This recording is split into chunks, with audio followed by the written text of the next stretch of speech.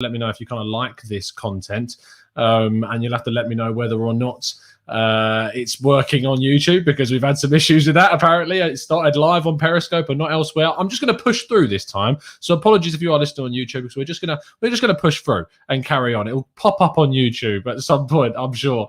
Anyway, to kick off with the list, what we're doing is we're looking at the 10 players that could or could not, maybe again, be linked with Arsenal as an alternative to the Argentinian attacking midfielder. He is certainly someone that I look at as a player that Arsenal have really kind of missed out on, and I'm fingers crossed he is going to flop a little bit at Aston Villa. There's always the chance that will happen. There's always a chance that he could be an absolute beast. But the focus isn't on him anymore. The focus is now on seeing if Arsenal can find a replacement, and that is hopefully going to come in the form of one of these 10 possible players that we're looking at today. So without further ado, let's kick off this list by looking at the man who, of course, has been linked a lot. And that is Houssem Aouar, the French international midfielder who plays for Lyon. Spent the whole of last summer being linked with the Arsenal, and, of course, was a frustrating figure for Arsenal fans, because it looked like it might happen, it looked like it might not happen, and ultimately, in the end, it didn't. It frustrated the hell out of us. But what is annoying about this is that it has cropped up again, and for many Arsenal fans, we're about to see another window of Arsenal being strung along watching Houssem Aouar's transfer links. I mean, you know my feelings around this guy. You know that I am very much of a reserved nature surrounding Houssem Aouar. There's part of his character that I'm not so sure of. When Lyon tend to play quite poorly, he is certainly someone that doesn't necessarily step his game up. And that's not from me. That's from French football experts and a couple that I've spoken to in particular, Jeremy Smith, etc., of course, who comes on the show and gives us loads of good insight. It frustrates me, Houssem Aouar's. And I'm not sure that that's the kind of personality that I really want Arsenal to be investing in. It's going to drag us back to where we need to be. But looking at his stats, he's obviously playing at Lyon, 22 years of age, can play at centre midfield, attacking midfield, can even play on the left if he wants to have a midfield 4 or maybe have a 4-2-3-1. He scored 7 goals and got 3 assists in 30 games, of which he started 23 of them. And his supposed price is a hell of a lot cheaper than it would have been last season. 30 million euros as quoted by L'Équipe, the French outlet, because mainly they pushed for Champions League football. They couldn't quite get it last season. And that has been a big problem for them in obviously the financial side of things. You've got the Media Pro situation with their TV rights affecting all French clubs, and they now need to sell players. Is it worth going for him for £25 million? That is a big question. I'd love to get your thoughts in the comment section and the chat box to whether you think it's a price that's too good to turn down, because there's always something about that. And maybe his attitude will be different. Maybe something will change. Was he to move to Arsenal? Maybe we can get the best from him. There's a lot of risk, in my view, about this. And that is a bit of an issue that I'm not sure if for such an important position in the Arsenal field, is it worth taking a risk for? It's one that we are going to have to think about. Let's move on to our next option, which is one of my favourites. Pedro Goncalves, the Portuguese international, currently playing for Sporting Lisbon, has been with Sporting Lisbon for a couple of years now. He joined the club from Famalicão, who are a side that got promoted to the top league of Portuguese football, invested quite a lot. They were backed. A really interesting side to look at the story behind them. But actually, Pedro Goncalves is one of the Portuguese contingents from Wolves that escaped from the youth system a while ago. He went via Spain and then back into Portugal, where he started off his career, I believe, at Braga, but is now at Sporting Lisbon and has done unbelievably well since going back to Portugal. 23 goals and 4 assists, continuing on his fine scoring feats he was doing at Famalicão. He can play as a right wing, he can play as an attacking midfielder, he can play as a second striker. He's 22 years of age. Just 32 appearances, he got those 23 goals and 4 assists in. The creative-wise, that is certainly something that's a bit more questionable. Is he creative enough for us? Is he going to create enough assists and stuff like that? That's certainly something that I would be questioning, and certainly something that I'd be looking at and going, he needs to add a few more assists to his game. But that's not really the style of player that he is. He's direct. He wants to score goals. He runs into the box. He gets into dangerous positions. He's like the Portuguese Joe Willock. It's what he is. Us just not doing him a service whatsoever. But he is a fantastic player. The issue with this is that his release clause of 60 million euros, as quoted by The Record, which is a Portuguese publication, I'm not sure that I think they might accept a fee lower than that, but they're not going to go too much lower because this is one of the most special talents, in my opinion, on the European market right now. This kid he's got the potential to turn into something spectacular, and you can see him playing at the top level of football. So if Arsenal want him, it is the moment right now that they need to go in and get him. But he is certainly a big option for the Gunners this summer if they want to buy a goal-scoring midfielder. Let's move on to number 3 on our list, which is Nabil Fekir, a man who has also been linked to Arsenal in the past. Playing his trade at Real Betis currently after spending some time at Lyon, where we were linked to him in the past. Way before even Alexandre Lacazette joined the club, we were linked with Fekir as a possible player. I remember listening to the Arscast where Philippe Auclair was the guest, and he spoke about Fekir as the main talent. Even when Lacazette was there, he was like, there is a kid there called Nabil Fekir that you need to be looking at in more interest. His career has not been able to take off maybe as many people expected it to. He nearly moved to Liverpool were it not for a failed medical and a knee problem. But he went to Spain, played for Real Betis in a move that really did kind of spark a lot of surprise is probably the right word. It was a bit of a shock when he moved to Real Betis. People thought he might move on to bigger and better things than the Seville-based club. But Betis do sometimes pull these strange and wondrous signings off. They've, of course, got William Cavallio, who was a very highly sought-after player at Sporting Lisbon before he left there. So he's done well, it's fair to say. He's a very direct player. 5 goals and 6 assists in 33 appearances this season, with a price of around £26 million, as reported by Charles Watts from Goal. You saw this report come out towards the end of March, I think it was. And he's someone that Arsenal are interested in, someone who's on their list of players that they would be looking at as maybe plan D, C, E, F.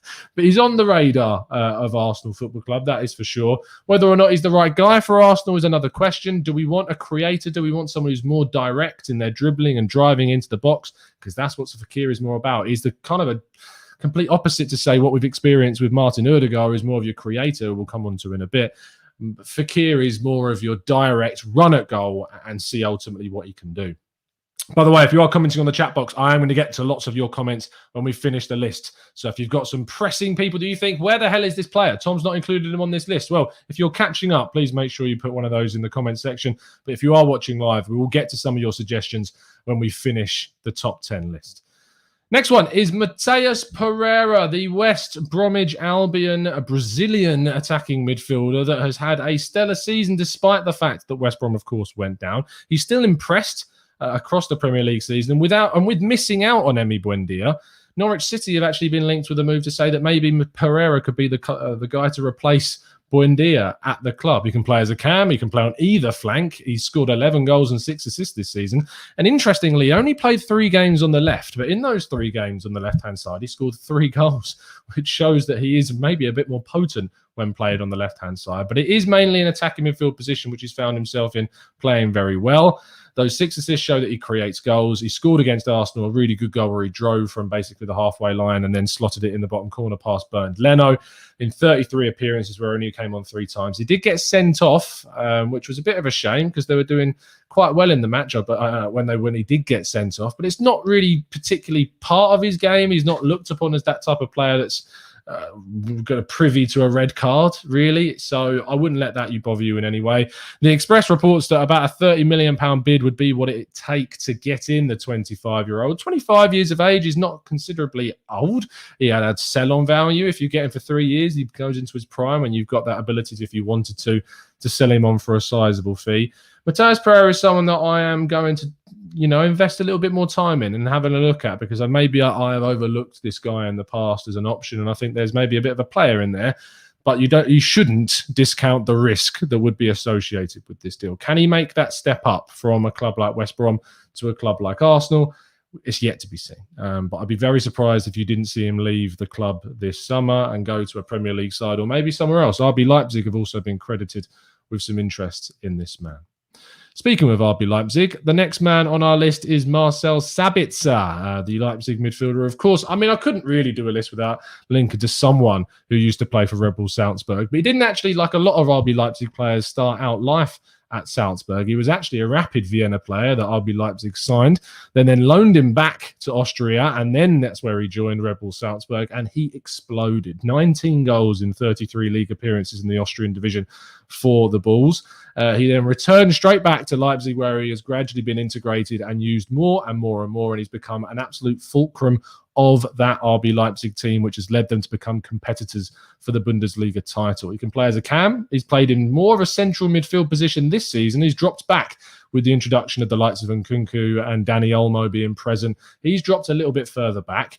But he still scored goals, 8 goals and 4 assists this season. He had, I think, around 17 goal contributions playing as more of a right winger and an attacking midfielder last the 1920 season. But he's done very well still this season. He's been playing in more of a reserve role, showing more of his versatility. And he's certainly someone that Arsenal, I would be surprised if he wasn't on the radar. He's been linked to both Spurs and Manchester United in the past, more so Spurs. And if it's one that Arsenal could get done, I think he is a very competent Champions League quality player. The big question would be, why on earth would he leave RB Leipzig to join Arsenal? Maybe he would like a new challenge to try something different. And there's always the attraction of Premier League football as well. But the biggest challenge for Arsenal this summer is, of course, going to be attracting players from top clubs that already have Champions League football.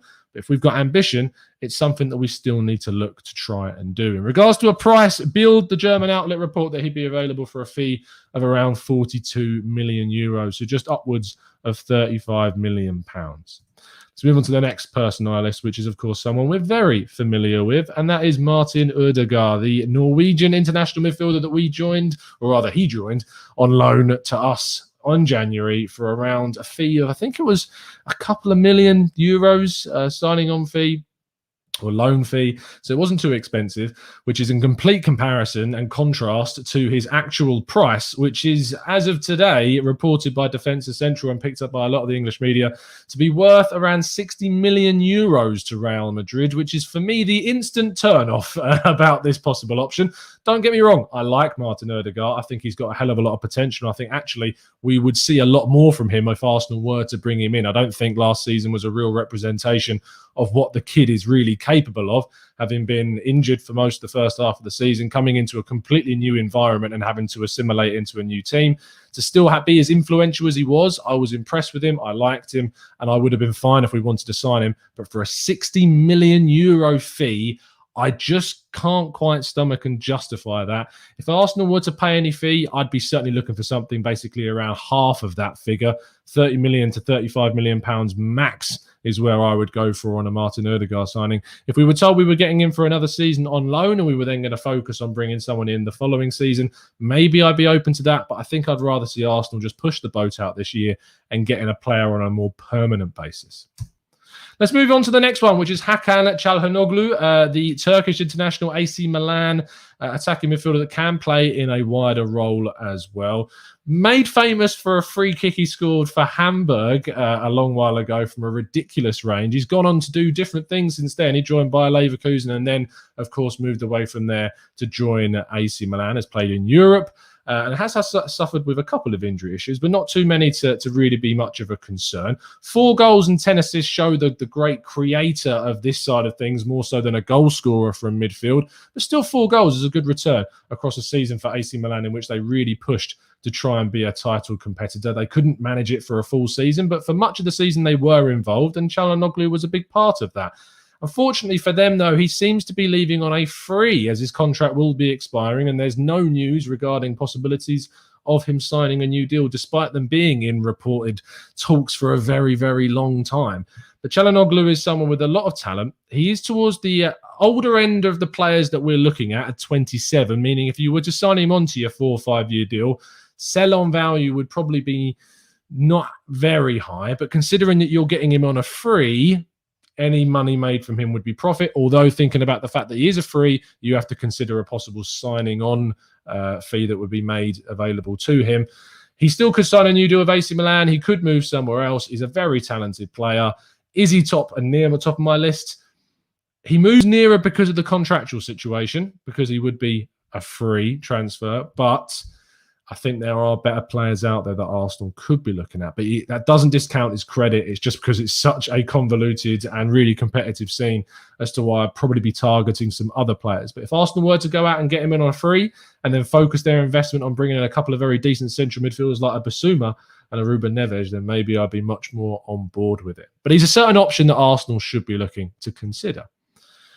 Although Calhanoglu now plays in Italy, his former club Bayer Leverkusen have been ousted this season by Frankfurt, and much of the reason has been down to the influence of the Japanese international Daichi Kamada.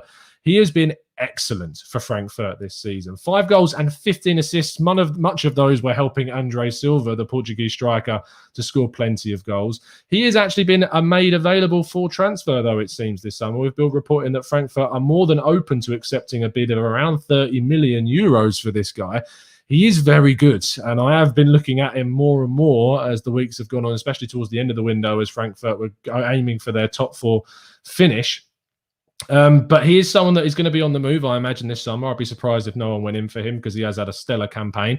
Can he step the game up to the Premier League? He likes to take players on. He can beat a man, and he's very creative, as shown by the amount of assists that he's made this season. In fact, he's got one of the highest assist totals of any player in the top 5 leagues of European football right now.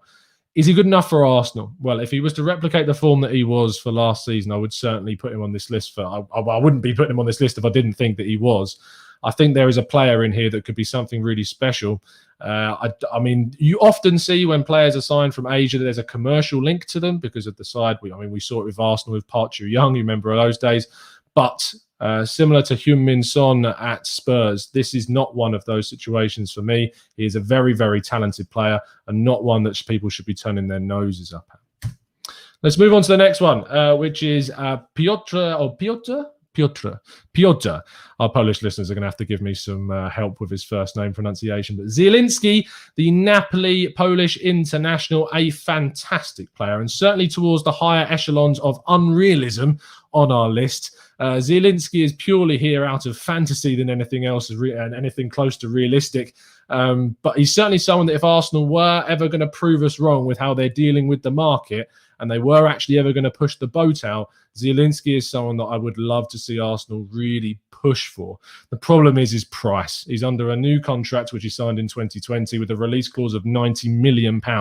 You wouldn't imagine that a bid would go in close to that. But if Arsenal were in the market for a player that they were going to spend around £50 million on, this is certainly a player that I would say, yes, 100%. Do what you can and go and get this guy because he is so influential, so versatile and so key to what Napoli do that him into an Arsenal team would really excite me. His versatility is great. You can play as an out-and-out number 10 and a more reserved figure as a number 8 alongside maybe a Partey with, who knows, a Basuma behind him. But Zielinski is a player of immense quality and talent and someone I think that should be looking to move on to a more Champions League club. I know he only signed a new deal, but Napoli missing out on Champions League football this season could mean he could move somewhere else. I know there's an element of an irony in there because Arsenal don't have any European football next season. But if they want to be aiming for that next year and being in that top 4, players of Zielinski's quality should certainly be considered. 8 goals, 11 assists in 36 games with 4 sub-appearances. He would be worth every single penny that Arsenal would pay for him. But again, probably the most unrealistic player on this list. We're going to end in a very similar ballpark of unrealism because we like a little bit of just, pushing the boat out a little bit. The player that I also like a lot, and that's Dani Olmo of RB Leipzig. Spanish international will be going to the European Championships this summer. He signed for RB Leipzig from Dinamo Zagreb, and I was utterly shocked that no one else was going for this guy. Already, as a great Spanish youth international player for Dinamo Zagreb, I was really shocked that no one else went in for him other than RB Leipzig. They did, and it has paid off hugely. Everything Leipzig do goes through this guy. He is so crucial to what Leipzig are about and what they do. And he certainly will be moving on to be one of the most influential Spanish players into the international scene in the years to come. In regards to a fee, it's very difficult to pinpoint that because so far no one's been linked to him where a fee has been reported. According to Transfermarkt, his market value is around £40 million, but we do know that Transfermarkt tend to undervalue the players on their roster. I imagine that if you're going to look to sign Dani Olmo, they're going to be looking for upwards of £50 million, which is an incredible amount of money. But for a 23-year-old with 5 goals, 10 assists this season in a really good side like Leipzig, I think would be worth, again, every single penny, similar to Zielinski. Maybe a cheaper option than Zielinski and a younger version at that too.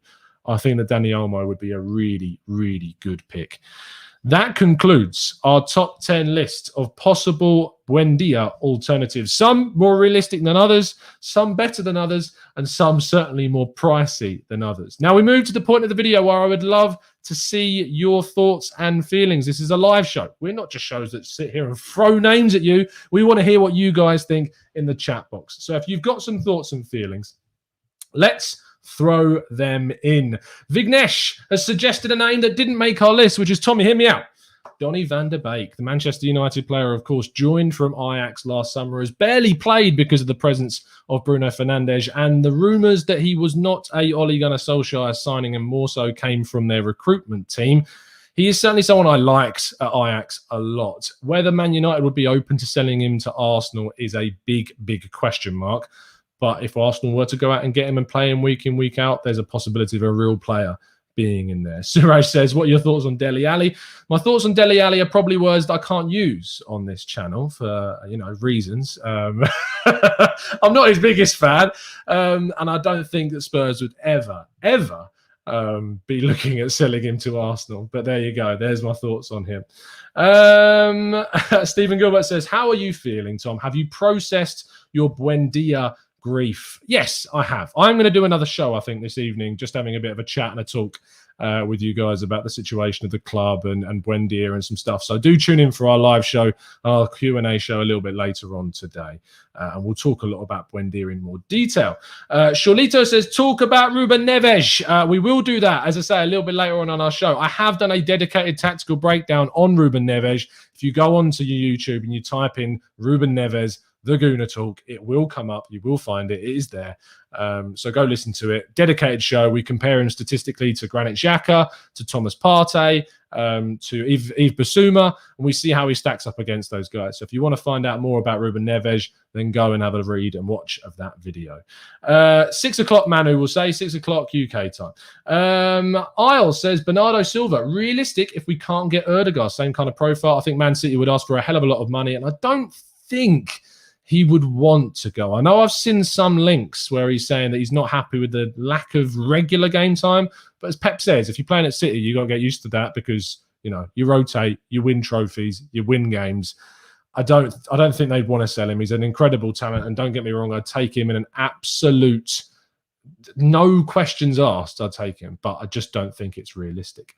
T. Irving says, are any of these guys better than Smith Rowe and Saka at number 10? Yes, of course, mate. There's plenty of them that are. I mean, if we just go back through the list, we'll go right from the start and we'll go back through again. Is Dani Olmo better than Emile Smith Rowe? Yes, 100% he is. Is Zielinski? Yes, 100% he is. Is Kamada? That's more, there's more competition in there. I think it's more closer in that sense.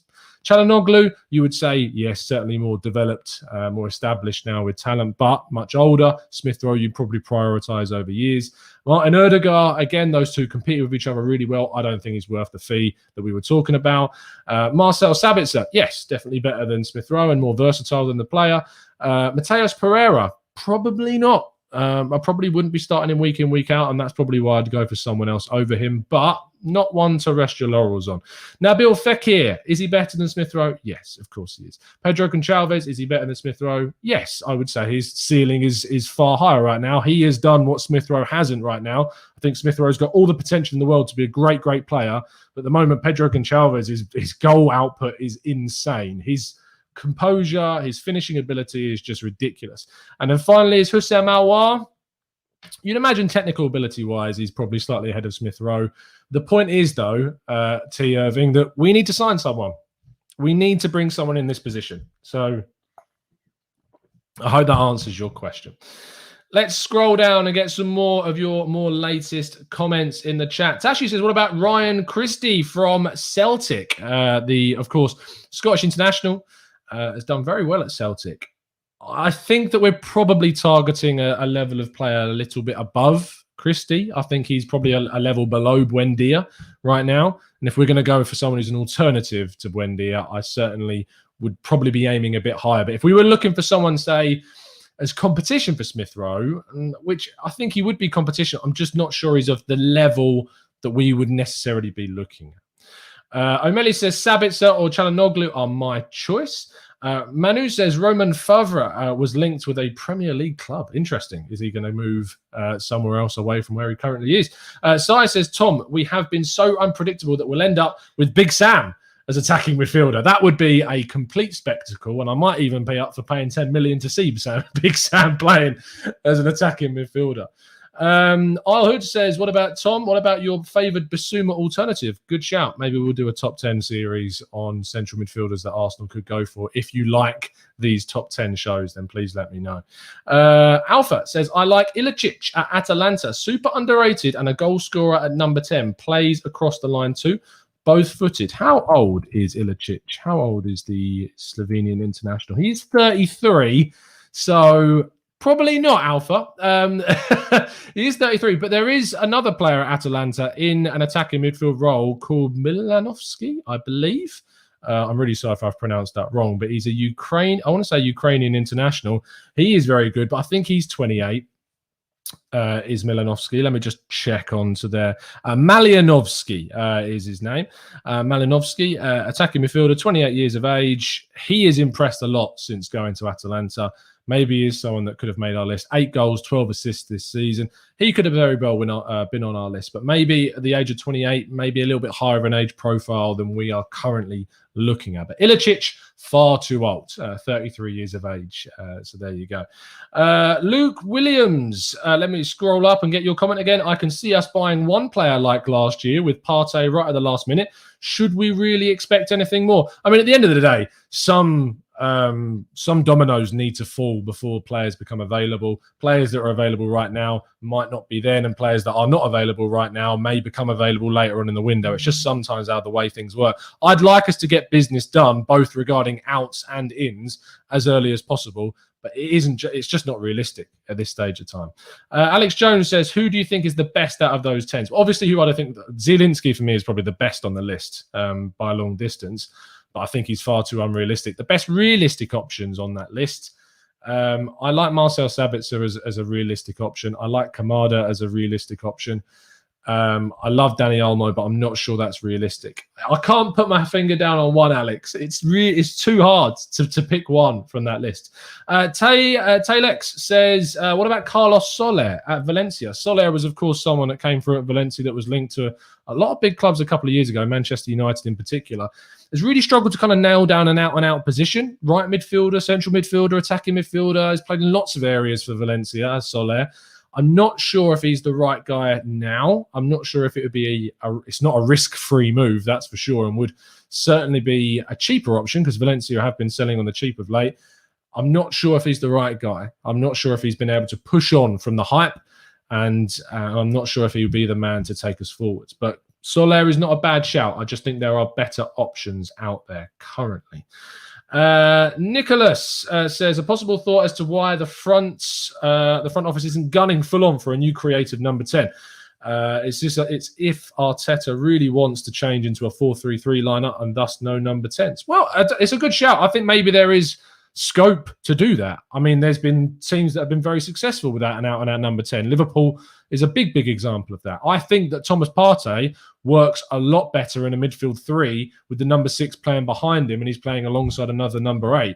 And you've already invested a lot of money in him, so it would make a lot of sense to then bring in another number 8 alongside him. So the 4-3-3 with that midfield kind of single pivot and 2 8s, I'm not against that idea. I also think it's a system that would fit Joe Willock really well. So I really don't think that for me. Jasmine said, what about Lucas Paqueta or Brandt? Ironically, Paqueta is the guy that Leon brought in to effectively replace Aouar and be like a replacement for him, but he never left. Has had a very good season since moving there. I would think they would ask for a big fee because he's on a long-term contract, so I'm not sure you get him on the cheap. Julian Brandt, I didn't include on this list.